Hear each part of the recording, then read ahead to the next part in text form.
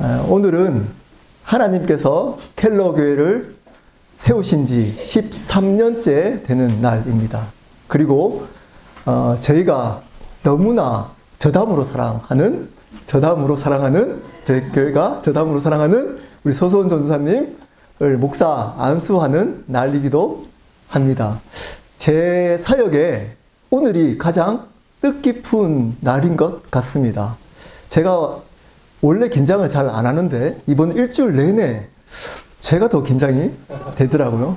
제가 침례식 할 때 좀 실수를 해가지고 성부와 성자와 성령의 이름으로 침례를 주노라 해야 되는데 성부와 성령과 성자의 이름으로 순서를 바꿔가지고 제가 NG 해서 다시 했기 때문에 이번에는 반드시 순서를 외워서 잘하리라 그리고 해서 계속 외우고 있습니다. 근데 아마 실수할 가능성이 굉장히 높습니다. 이해해 주시면 감사하겠습니다. 원래 부족한 사람입니다. 제가 이 자리에 3년 6개월 전에 섰던 것 같습니다. 그때는 어떻게 설교했는지가 기억이 안 날 정도로 너무 당황을 했습니다. 설교를 하는데 모든 성도분들이 고개를 다 숙이고 계셨기 때문입니다. 혼자서 고개를 들고 눈을 어디다 맞출까를 몰라가지고 설교를 하는데 그러면 어떻게 되죠? 설교가 길어지잖아요. 굉장히 길게 하고 어떻게 끊는지 모르고 마쳤습니다. 그리고 제가 열정이 잘 안 죽더라고요. 열정적으로 거의 3개월 동안 흥분해 있었습니다. 너무 흥분해가지고 잠을 못 잘 정도였습니다. 어떻게 하면 이렇게 침체되어 있는 교회를 회복시킬 수 있을까라는 생각으로 가득 차 있었습니다. 그러다가 3개월도 안 될 때 코로나가 터졌습니다. 안 그래도 초짜 목사인 사람이 조금 힘든 교회에 왔다고 대부분의 분들이 걱정을 했는데 코로나까지 터졌으니까 걱정이 더욱더 심해졌습니다. 제 열정이 아무런 효과를 발휘할 수 없는 지경이 된 겁니다.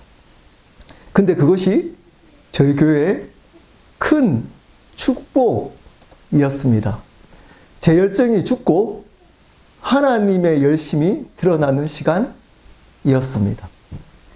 줌으로 모임을 하기 시작했습니다. 사실 저희 교회에 그냥 오기는 쉽지 않으시죠. 외부에 오신 분들도 찾기 간판이 있는 것도 아니고 찾기 쉽지 않습니다. 그렇다고 제 목사가 명망 있는 사람도 아니기 때문에 오기가 쉽지 않습니다. 그리고 저희끼리 얘기하는 거지만 그때 켈러 교회 소문이 별로 좋지 않았습니다. 근데 줌으로 모임을 하고 나눔을 한다는 게 쉽지 않다는 생각이 들었습니다. 근데 거의 1년 6개월 정도 줌으로 모임을 하면서 저희가 주안의 가족이 무엇인지를 경험하게 되었습니다. 특별히 저희 교회는 여러분들이 여기 계시는 분들은 알다시피 조그만 교회임에도 불구하고 모임이 꽤 많습니다. 주일에는 안식일이라고 하나님과의 교제를 위해서 뒤에 사역이 없습니다. 저희는 예배드리고 교제하고 흩어집니다. 그래서 저희 교회 분들이 좋아하다가 주중 모임을 보면 조금 힘들어할 수 있습니다. 수요일 날 수요 모임이 있습니다. 지금은 사사기 강의를 하고 있고 그전에는 사도행전 강의를 했습니다. 그리고 끝나면 나눔 모임을 가집니다. 지금 목요일에는 영어로 새로운 삶이라고 복음을 가르치는 모임을 하고 있습니다. 금요일에는 켈러 말씀학교라고 지금은 방학이지만 7시부터 8시까지 하고 8시부터 요즘 보니까 거의 1시 반, 새벽 1시 반까지 할 때도 있고 12시 반까지 한국어로 새로운 삶이라고 전 세계 오픈 강의로 새로운 삶을 하고 있습니다. 토요일 날은 한 달에 2번 목장 모임을 하고 저희들은 운영위원회 모임, 목자 모임을 하기 때문에 사역자 모임도 합니다. 토요일도 거의 모입니다. 그러므로 수요일부터 토요일까지 모든 모임이 있습니다. 그것도 말씀과 나눔 모임으로만 있습니다. 근데 이러한 모임 때문에 저희 교회가 회복되기 시작했습니다. 오늘 창립 기념이니까 사실 이런 얘기 제가 잘 하지 않는데 잠깐 하나님께 감사한 시간을 가지고 말씀 나누도록 하겠습니다. 저희 교회는 보다시피 그렇게 많은 사람들이 모이는 모임이 아닙니다. 그리고 온라인으로도 참석하시는 분들이 한국에서 몇 분 합쳐도 그렇게 많지 않습니다. 그럼에도 불구하고 지금 하고 있는 주중 모임을 지속적으로 참여하시는 분들은 거의 빠지지 않고 참여하고 있습니다. 또한 영상으로 올리는 그 영상을 이렇게 믿고 싶습니다. 대부분 성도분들이 듣고 보고 있습니다. 쉬울 것 같지만 쉬운 일은 아닙니다.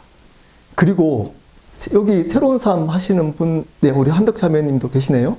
새로운 삶은 지금 오픈해서 전 세계에 지금 64명, 한국어로 64명 신청해서 45명 정도가 영상으로만 듣겠다고 했던 분 빼고 45명 정도가 지속적으로 참여하고 있고, 영어로는 28명을 신청해서 20여 명이 지속적으로 참여하고 있습니다. 새로운 삶은 복음을 9주 동안 전하는 모임입니다. 입소문이 나서 자기 삶이 변했던 분들이 가족들, 친구들, 동료들을 데리고 와서 모임이 좀 커지기 시작했습니다.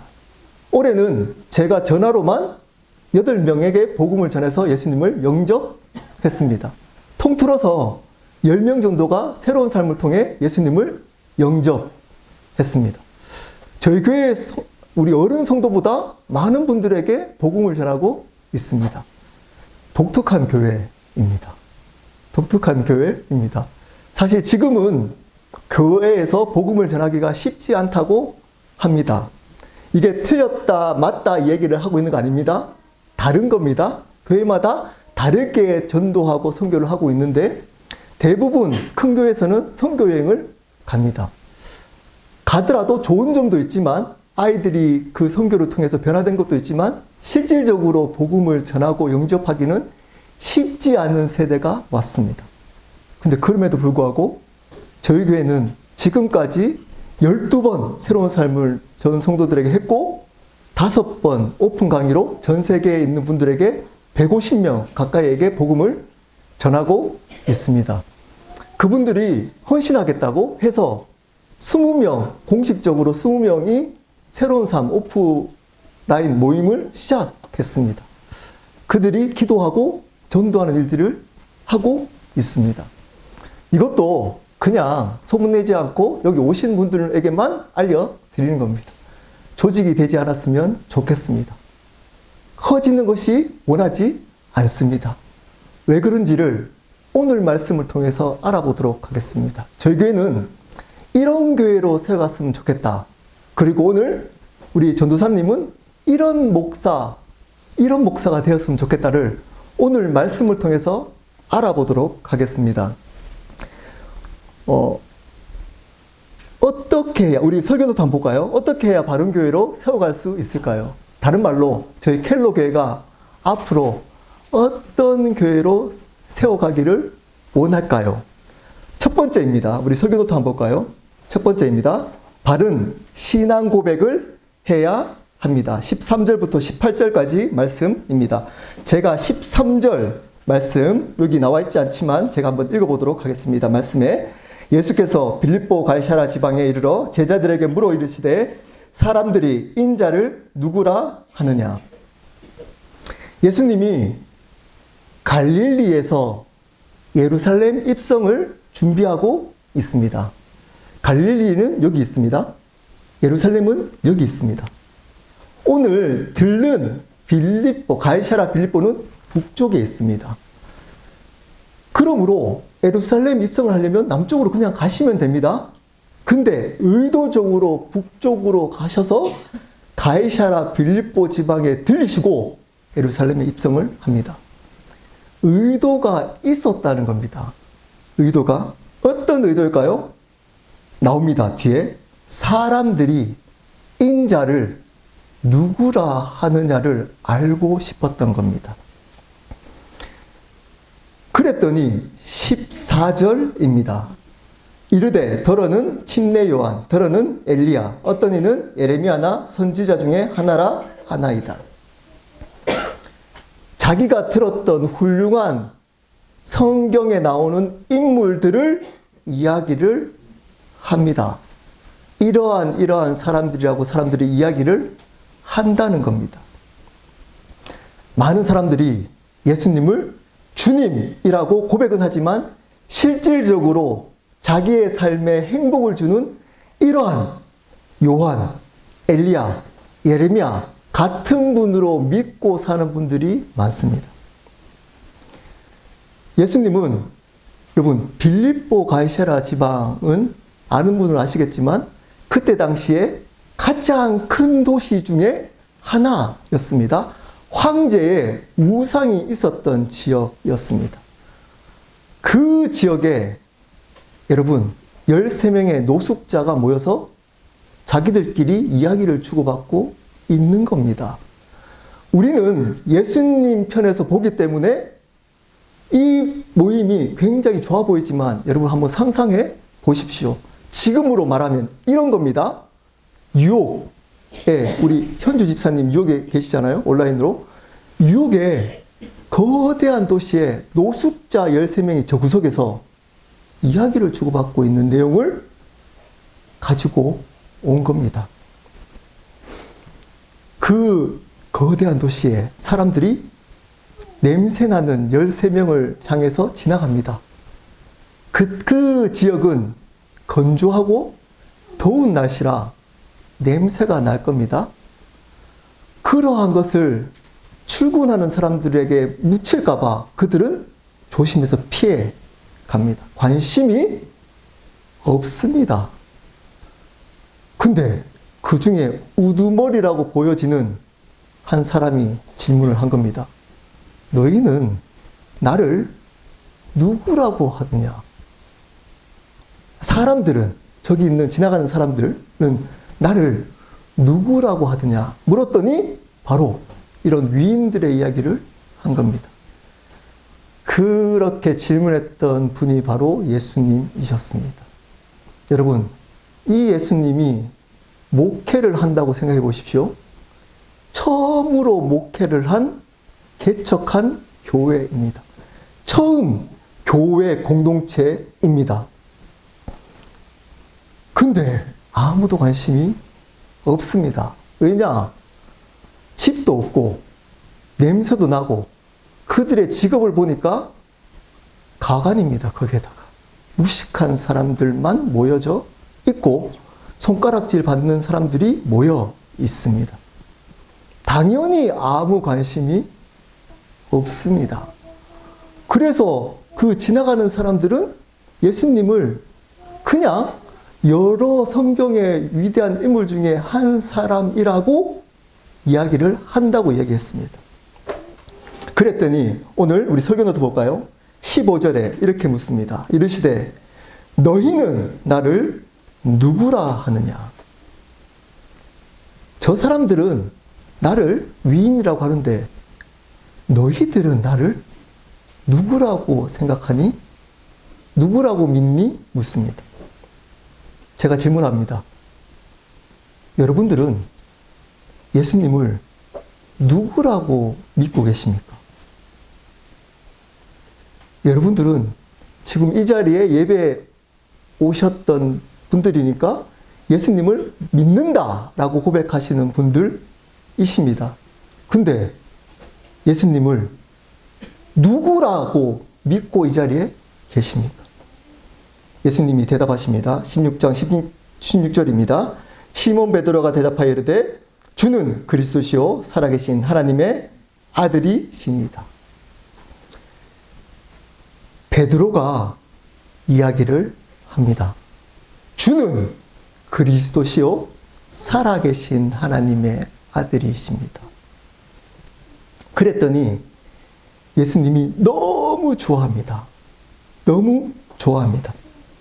17절 제가 읽겠습니다. 예수께서 대답하여 이르시되 바요나 시몬아 내가 복이 있도다. 이를 내게 알게 하니는 혈육이 아니요 하늘에 계신 내 아버지시니라. 이것을 알게 하신 이가 성령 하나님이시라는 겁니다. 그리고 중요한 얘기를 합니다. 18절 또 내가 내게 이르노니 너는 베드로라. 내가 이 반석 위에 내 교회를 세우리니 음부의 권세가 이기지 못하리라. 주는 그리스도시요 살아계신 하나님의 아들이십니다. 라는 고백 위에 교회를 세우겠다. 다르게 얘기하면 주는 그리스도시요 살아계신 하나님의 아들이십니다. 라는 고백이 없이 세워진 단체는 교회가 아닙니다. 교회가 아닙니다. 아무리 많은 사람들이 모여 있더라도 거기서 많은 사람들이 나름 은혜 받는다라고 고백하고 있더라도 그곳은 교회가 아닙니다. 그러면 중요한 게 있습니다. 주는 그리스도시요 살아계신 하나님의 아들이라는 고백이 어떤 고백인지가 중요합니다. 예수님은 이렇게 묻지 않았습니다. 야, 우리가 사람들이 아무도 관심이 없네. 우리가 어떻게 하면 저 사람들에게 선한 영향을 끼칠 수 있을까? 우리가 비록 12명이지만 우리가 열심히 나름 선교하고 전도해서 이들을 어떻게 우리 모임에 인도할까? 우리 모임이 어떻게 커질까? 부흥할까? 를 묻지 않으셨습니다. 그것을 먼저 묻는 곳은 교회가 아닙니다. 교회가 아닙니다. 그것 묻는 것 이전에 물어야 됩니다. 예수를 누구라고 하느냐? 이거를 계속 묻는 곳이 교회 공동체입니다. 비록 사람들이 관심이 없더라도, 비록 그 공동체 일원이 세상적으로 모자란 사람들일지라도 상관없습니다. 중요하지 않습니다. 이거를 묻는 곳이 되어야 됩니다. 왜냐? 예수님이 첫 번째 교회 공동체이었던 사람들에게 했던 사역, 유일한 사역이기 때문입니다. 뭘 물었죠? 너희는 나를 누구라 하느냐? 그리스도시요 살아계신 하나님의 아들이라고 합니다. 여러분, 그리스도가 뭔가요? 구원자라는 의미입니다. 예수 그리스도께서 새로운 삶 할 때는 여러분, 우리 성도들은 귀에 딸도록, 우리 아이들도 귀에 딸도록 들었을 겁니다. 네, 아마 여기 있는 한, 이 교회를 떠나지 않는 한 계속 들어야 될 겁니다. 그리스도라는 의미는 십자가에 돌아가셨던 그 예수님이 나의 죄를 사해주는 유일한 구원자이라는 뜻입니다. 유일한 구원자입니다, 예수가. 그리고 살아계신 하나님의 아들이라고 합니다. 하나님의 아들이라고 하는 것 때문에 이슬람 종교 이렇게 얘기합니다. 하나님의 아들이 어디 있어? 그건 몰라서 하는 겁니다. 이 뜻이 뭔가요? 하나님의 본체라는 의미입니다. 그분이 하나님인데 살아계시다는 겁니다. 예수님이 어떻게 살아계시나요? 부활하셨습니다.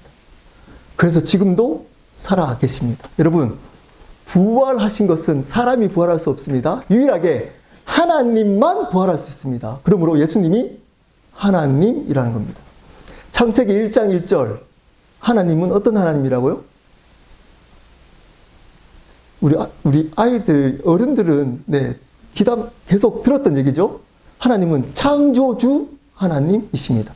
이 창조주 하나님이 하나님의 사랑과 은혜보다 앞서 있어야 됩니다. 이게 가장 중요한데 어느 순간 교회에서 이것을 강조하지 않습니다. 사랑과 은혜. 여러분, 창조주 안에 사랑과 은혜가 있지 않으면 이 사랑과 은혜는 여러분을 위한 그냥 값싼 도구일 뿐입니다. 더 적나라하게 얘기하면 그 사랑과 은혜는 여러분의 의를 만들어서 하나님을 대적하도록 만듭니다. 하나님은 창조주, 주인 되신 하나님이십니다. 예수님이 부활하셨기 때문에 하나님이신데 하나님은 창조주, 주인이라는 겁니다. 살아계신 하나님의 아들이라는 뜻이 뭘까요? 그러면 주인이라는 뜻입니다.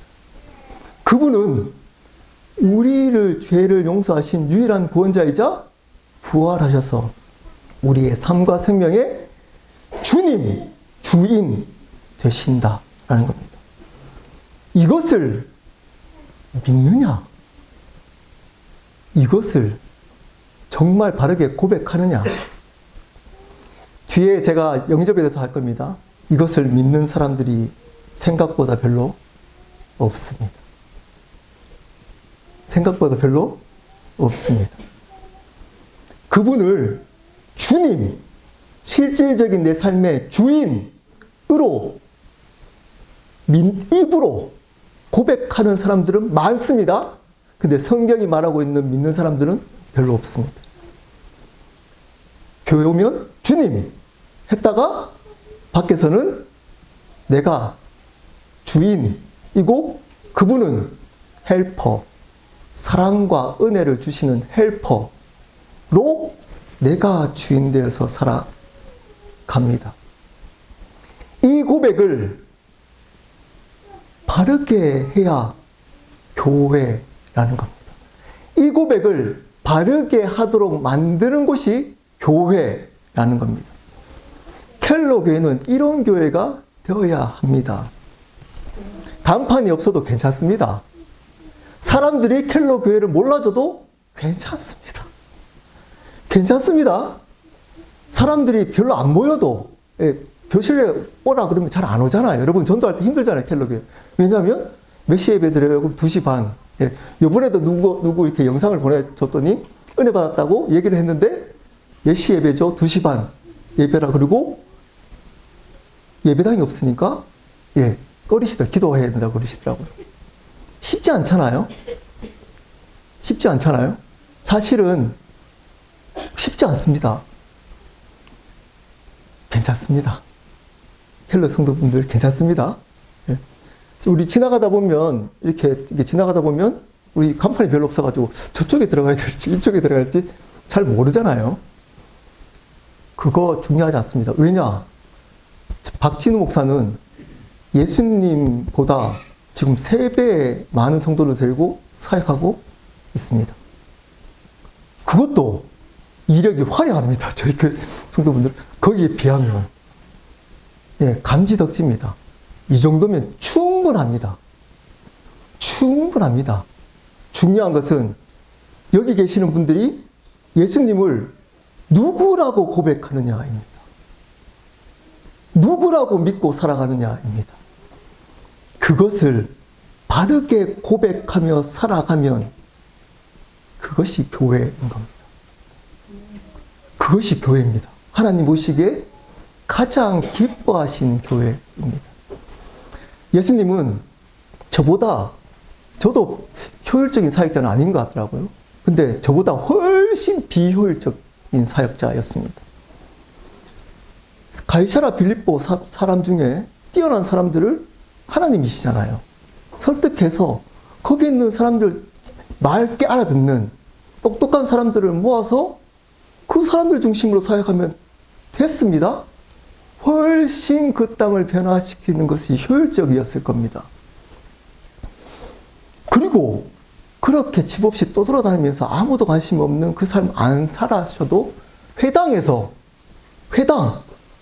거대한 회당에서 많은 율법학자들, 뛰어난 사람들을 설득시켜서 그들을 제자로 삼아서 사역하면 훨씬 효율적이었을 겁니다. 근데 그렇게 사역 안 했습니다. 못한 것이 아니고 안 했습니다. 왜일까요? 우리는 저를 포함해서 목회자를 포함해서 많은 분들은 말씀을 내 삶에 적용시키고 싶어 합니다. 나를 말씀에 적용시키고 싶지 않습니다. 예수님이 그렇게 사역했다면 목사는 어떻게 사역해야 될까요? 그렇게 사역하는 게 말씀에 적용시키는 겁니다. 어떻게 사역해야 될까요? 큰 회당에서 많은 사람들을 모으는 사역하면 안 된다는 겁니다. 어떤 사역하는 거죠? 예수가 누구라고 하느냐? 예수님을 누구라고 고백하느냐? 그것만 하면 되는 겁니다. 그것만. 그러면 저희 교회는 하나님 앞에 위대한 교회가 되는 겁니다. 그 교회 안에 우리가 괜찮습니다. 여기서 밥을 하든 청소를 하든 목사로 있든 상관없습니다. 그거는 역할의 차이입니다. 그 모든 것들은 하나님의 일이 됩니다. 근데 그게 안 된 상태에서 아무리 거룩해 보이는 목사일지라도 장로일지라도 안수 집사일지라도 심지어 선교사일지라도 그 모든 일들은 아무런 하나님 앞에 사람들은 인정할 수 있습니다. 이 땅에서는 인정받을 수 있습니다. 근데 하나님 앞에 가서는 아무것도 인정받지 못하게 될 겁니다. 이것을 두려워하지 않습니다. 근데 저희 교회는 이것을 두려워하는 교회가 됐으면 좋겠습니다. 하나님 앞에 내가 한 일이 그분께만 영광 돌리는 일이 되는 교회. 내가 목사 눈치 보지 않는 교회. 다른 사람 눈치 보지 않는 교회. 하나님만 눈치 보는 교회. 그러다 보니까 저희 교회가 조금 독특합니다.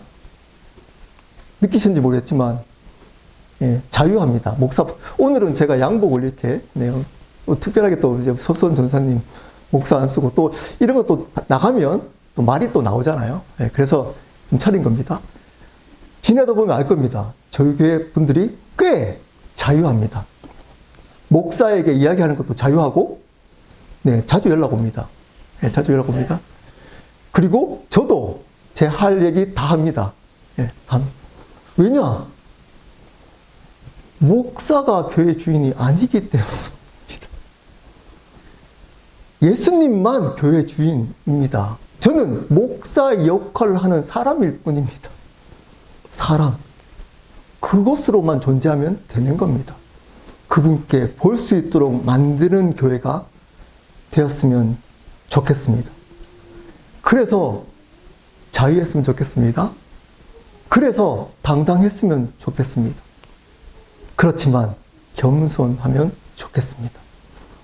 하나님 앞에 겸손한 삶을 살아갔으면 좋겠습니다. 그럼 좋은 목자는, 좋은 우리 서수원 전사님 앞으로 세워갈 좋은 목사는 어떤 목사냐? 이 사역하는 목사입니다. 제가 생각하는. 다른 거 하지 않고 예수님을 누구라고 바르게 가르치는 목사, 그리고 그렇게 살아가는 목사, 더불어 삶을 살아가는 목사가 되면 좋은 목사가 될 겁니다. 두 번째입니다. 우리는 어떻게 하면 바른 교회로 세워갈 수 있을까요? 두 번째입니다. 바른 권세를 사용해야 합니다. 19절 제가 물을 잠깐 마시는 동안 19절 말씀 한 목소리로 읽어보도록 하시겠습니다. 시작.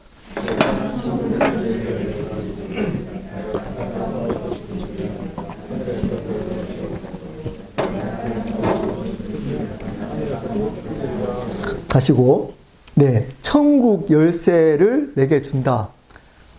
하나님의 자녀, 그 예수님을 바르게 고백한 사람에게는 권세를 주겠다 할 때 천국 열쇠, 이것을 권세라고 저는 해석합니다. 많은 신학자들이 여러 의견이 있지만 저는 하나님의 자녀된 권세라고 믿습니다. 그래서 우리 설교노트 한번 볼까요? 요한복음 1장 12절입니다. 제가 읽겠습니다. 영접하는 자, 그 이름을 믿는 자들에게는 하나님의 자녀가 되는 권세를 주셨으니. 이 권세는 예수님이 이 땅 가운데 했던 모든 일들을 믿음으로, 예수 이름으로 할 수 있는 권세입니다. 근데 단서가 있습니다. 어떻게 된다고요? 영접해야 합니다. 믿는 것은 성경에서 입술로만 믿습니다. 또는 복음을 잘 설명한다고 믿는 게 아닙니다. 그래서 구원받는 것 아닙니다. 여러분 입술로 고백만 하고 머리로 안다고 구원받는다면 제일 먼저 누가 구원받아야 될까요? 사단이 구원받아야 되는 겁니다. 여러분, 사단도 고백했어요. 예수님을 주님이라고? 그리고 복음의 내용도 압니다. 그럼 구원받을게요. 믿어야 구원받는 겁니다. 자, 믿는 게 뭐라고요? 영접이라고 이야기합니다. 여러분, 영접은 제가 저번 시간에 우리 새로운 사람한테 했던 거기 때문에 길게 들으시려면 짧게 말씀드리겠습니다. 영접은 사람을 초대하는 것의 의미입니다. 사람을 초대하는 겁니다. 집으로. 여러분, 사람을 초대하면 그 사람을 내버려 두고 내가 하고 싶은 드라마 보고 내가 먹고 싶은 음식 먹나요? 그 사람이 좋아하는 것을 맞추고 대화하고 그 사람을 위해서 음식을 만들어 냅니다. 언제까지? 그 사람이 떠나갈 때까지 집에. 이게 영접입니다.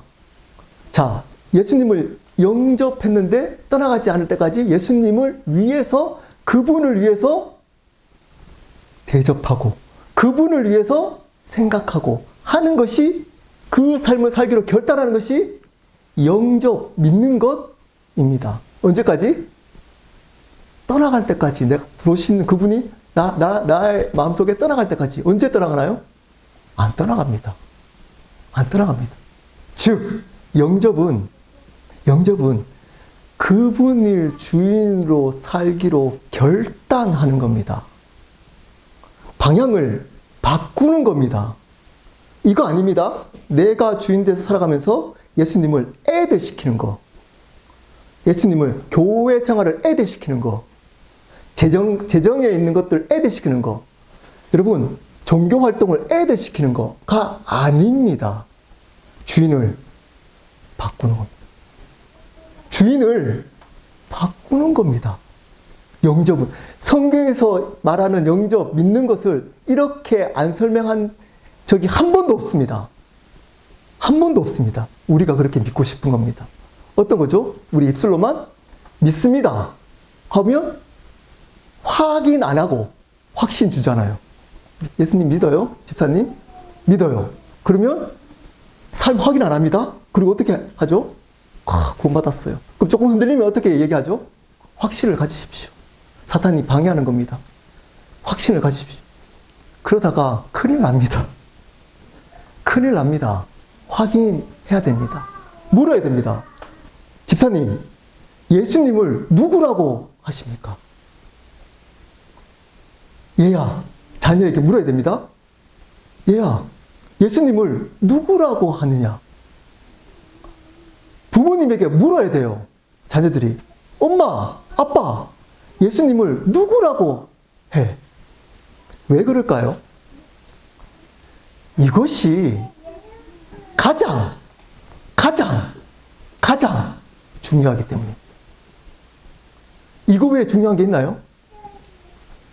이 영원한 생명 외에 중요한 게 있나요? 근데 어느 순간 이 영원한 생명보다 이 땅의 생명을 조금 더 누리는 것들에 대해서 영원한 생명을 포기하도록 만들어갑니다. 심지어 복음도 신앙이라고 하는 종교 생활도 이렇게 만들어 놨습니다. 분별도 안 됩니다. 분별도 안 됩니다. 어떨 때만 분별되죠? 복음이 심겨지고 말씀이 들어올 때 이게 보여집니다. 분별이 말씀으로만 분별이 되어집니다. 그러므로 말씀이 성도들에게 심겨져야 하는 겁니다. 그래서 저희 교회는 말씀으로만 모임을 하려고 하는 겁니다. 그래야 제가 여러분께 사기쳐도 속지 않습니다. 그럼 제가 여러분께 사기치고자 하는 마음이 있을까요? 없을까요? 네, 가끔씩 있습니다. 네. 네, 속지 마십시오. 네, 여기서 굉장히 여러분 하나님을 위해서 정말 이렇게 설교합니다. 하나님 위해서 여러분 섬깁니다 하면서 제 마음속에 한쪽 구석에 에이, 나니까. 네, 나야, 박진우. 네, 네. 자주 하잖아요, 제가. 네. 네, 페이스북 사진 찍어서 이렇게 그러면서. 네. 네, 이런 마음이 있습니다. 네, 있습니다. 속으시면 안 돼요. 어떻게 해야 될까요? 안 속으려면? 말씀을 읽어야 됩니다. 말씀을. 말씀 공부하는 자리에 있어야 된다니까요. 그리고 그 말씀이 내 심령에 움직일 수 있도록 만들어야 돼요. 그리고 복음을 듣고 또 들어야 됩니다. 언제까지? 복음으로 살 때까지. 안 그러면 여러분 스스로에게 속습니다. 제가 여러분을 속이듯이 여러분은 자신을 속여요. 괜찮아, 이 정도면 괜찮아. 나 11조 하잖아. 괜찮아, 나 장로잖아. 괜찮아, 나 안수 집사잖아. 괜찮아, 나 이렇게 손가락질하는 죄 안 짓잖아. 괜찮아. 여러분, 이게 제일 큰 죄라는 거 제가 말씀드렸잖아요. 이게 제일 하나님 앞에 무서운 죄입니다. 나는 달라, 저 사람들하고. 괜찮아, 나는.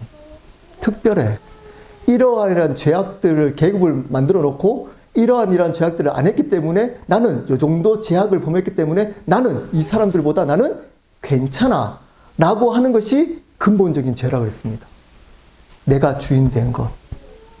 그게 내가 주인 됐다는 반증이기 때문에 내가 주인 된 살아가는 것. 이것이 하나님을 대적하는 것 때문에. 여러분, 이 사람, 하나님의 권세, 이것을 바르게 믿고 사는 사람에게는 하나님의 권세가 주어집니다. 이 세상을 승리하게 만듭니다. 바른 교회는 그 고백을 함으로, 그 권세를 사용함으로 이 세상에 승리하도록 만드는 교회입니다. 교회에 승리하도록 만드는 교회가 아니고 이 세상에 승리하도록 만드는 교회입니다. 우리가 끼리끼리 믿는 사람들끼리 부러워하는 교회가 되면 안 됩니다. 세상 사람들이 보기에 저 교회는 교회야 라는 교회가 되어야 됩니다. 저 사람은 달러 라는 교회가 되어야 됩니다. 다른 말로 세상에서 승리하는 교회가 되어야 합니다. 여러분, 질문합니다. 괜찮습니다. 네, 천천히 하셔도 됩니다. 네. 우리 아이들이 오늘 안 뛰어다녀가지고, 네, 우리 또 이렇게 조금, 네. 여러분, 제가 질문하겠습니다. 승리가 어떤 의미인가요? 승리가 뭔가요? 승리하십시오 할 때 승리가 뭔가요? 많은 분들은 승리 그러면 어떻게 생각을 하냐면 이 세상에 잘 사는 것, 예수 이름으로 이 세상에서 행복하게 잘 살도록 만드는 것. 말은 그렇게 하지 않습니다. 실질적으로 승리하십시오 하면 그렇게 생각하고 아멘 합니다.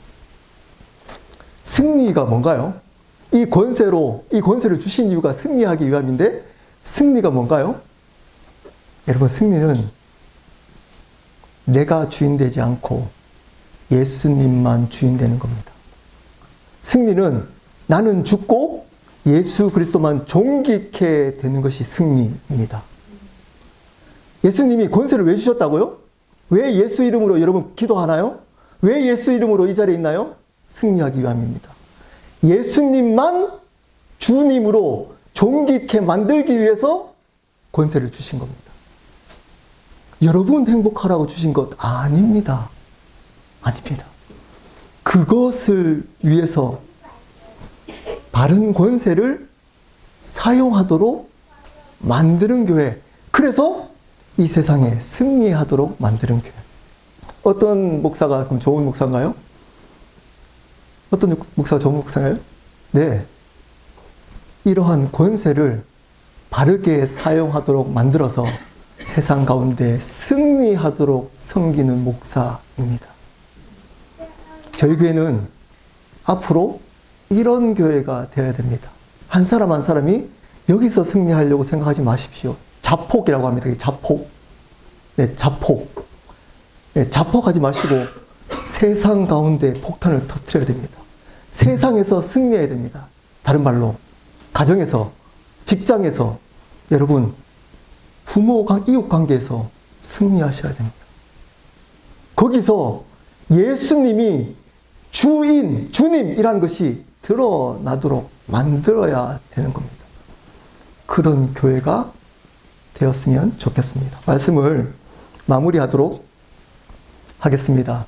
제가 처음에 켈러교회에 온다 그랬을 때 많은 분들이 걱정을 했습니다. 예, 저도 제가 걱정이 됐으니까 다른 분들은 충분히 이해합니다. 저도 제가 걱정이 되더라고요.